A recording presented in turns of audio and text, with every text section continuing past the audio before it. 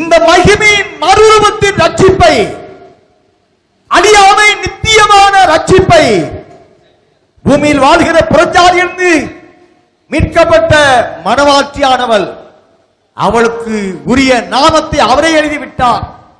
மேலான எருசலேம் என்று சொல்லப்படுகிறார். அப்போஸ்தலன் பவுல் சொல்கிறார், மேலான எருசலேமோ நாம் எல்லாருக்கும் தாயானவள். Apostle Paul give the name even to this holy glorious people as the glorious Jerusalem, a heavenly Jerusalem.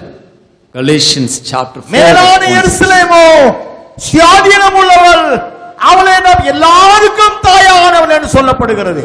But the Jerusalem above is free, which is the mother of us all. பூமியில் வாழ்கிற அனைவருக்கும் தாய் அவள்தான். She is the mother for all, every human being in this earth. கடைசி நாட்களில் எருசலேம் சிங்காசனத்தில் அவர் வீற்றிருப்பார் வேதம் சொல்லுகிறது. The last days Jerusalem will be seated in the throne.